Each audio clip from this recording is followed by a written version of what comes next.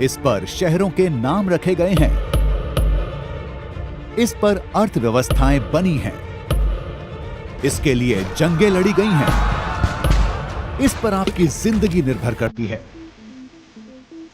नमक इतिहास का सबसे जरूरी और बंटवारा करने वाला पदार्थ है। आज इसकी हमारे लिए क्या कीमत है? आप देख रहे हैं क्या हो अगर, और यह है क्या हो अगर विश्व में नमक ना हो तो। नमक के 14,000 से भी ज्यादा इस्तेमाल हैं, पर हम में से ज्यादा लोगों के लिए इसका सिर्फ एक ही मतलब है, हाई ब्लड प्रेशर। पहले के समय में आपकी सैलरी शायद नमक के रूप में दी जाती होगी। इसने आपके खाने को संरक्षित रखा होगा, आपके घावों को ठीक किया होगा और ये आपके लिए अच्छा भाग्य लाया होगा।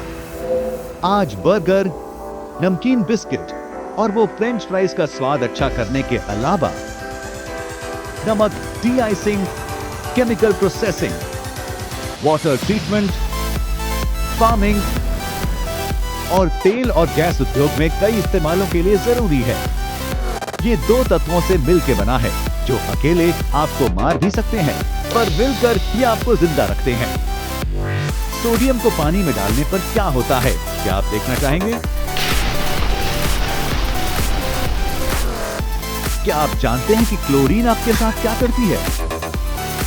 जब आप इसे और इसे एक साथ रखते हैं तो आपको मिलता है टेबल सॉल्ट, जिसे सोडियम क्लोराइड के नाम से भी जाना जाता है।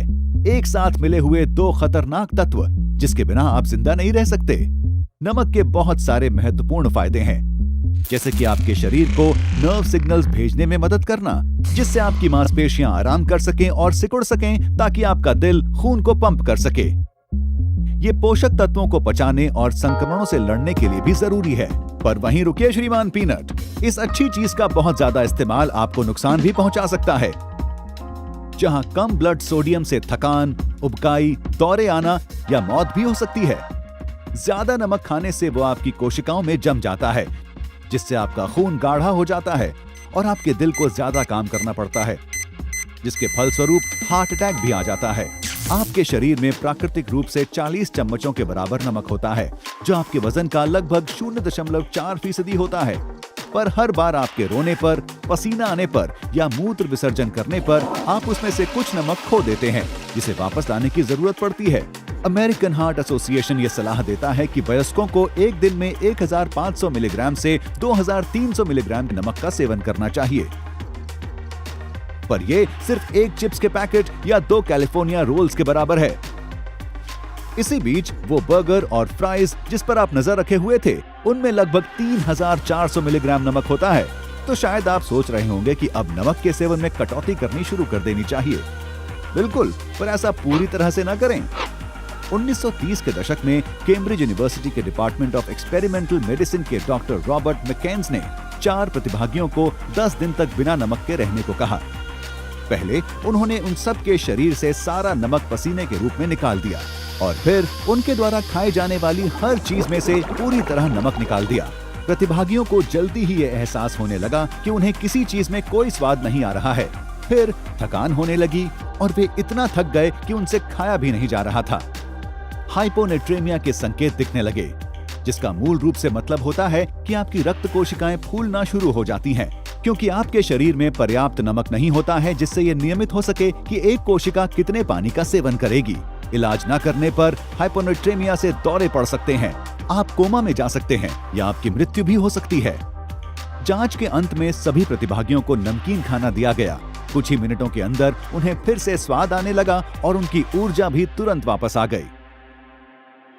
अगर नमक के बिना सिर्फ 10 दिनों में ऐसा हो सकता है, तो कल्पना करें कि अगर वो बिल्कुल खत्म हो जाए तो क्या होगा। हम बहुत दिनों तक जिंदा नहीं रह पाएंगे, और सिर्फ हम ही नहीं, पेड़ पौधों और जानवरों को भी नमक की उतनी ही जरूरत होती है जितनी हमें। केवल हमारे महासागरों से नमक खत्म होने पर पानी के नीचे के सारे एल्गी खत्म हो जाएंगे, जिससे पृथ्वी पर फोटोसिंथेसिस की प्रक्रिया आधी हो जाएगी। जमीन के पेड़ पौधों का भी यही हाल होगा और जल्द ही हम बहुत ज्यादा कार्बन डाइऑक्साइड और पर्याप्त ऑक्सीजन की कमी का सामना करेंगे। हमारी जलवायु बहुत ज्यादा प्रभावित होगी और तूफानों में आकस्मिक तेजी के साथ बहुत ज्यादा गर्म और ठंडे तापमान के बीच बदलती रहेगी। बेशक खराब मौसम, खाने और ऑक्सीजन की कमी का सामना करना और भी कठिन होगा, क्योंकि आप चक्कर दिलाने वाले सिरदर्दों, उबकाइयों और बहुत ज्यादा थकान से भी परेशान होंगे। कोई भी अकड़न या सीने में दर्द जो आप महसूस करेंगे, वो शायद आने वाला दिल का दौरा हो सकता है। पर अपने पास के भीड़ भाड़ वाले अस्पताल की तरफ भागने की बजाय सबसे नजदीकी सुविधा स्टोर पर जाएं। अगर आप भाग्यशाली रहे तो आपको शेल्फों पर अभी भी कुछ चिप्स और गेटोरेड बचे हुए मिल जाएंगे। पर ऐसा तब होगा जब कोई और सामूहिक विलवणीकरण यानी डिसैलिनेशन की इस घटना से कमजोर हो और उसने ये वीडियो ना देखी हो। देखिए, ऐसा कभी नहीं होने वाला। पर जब तक आप क्या हो अगर देखते रहेंगे, आप किसी भी चीज के लिए तैयार रहेंगे।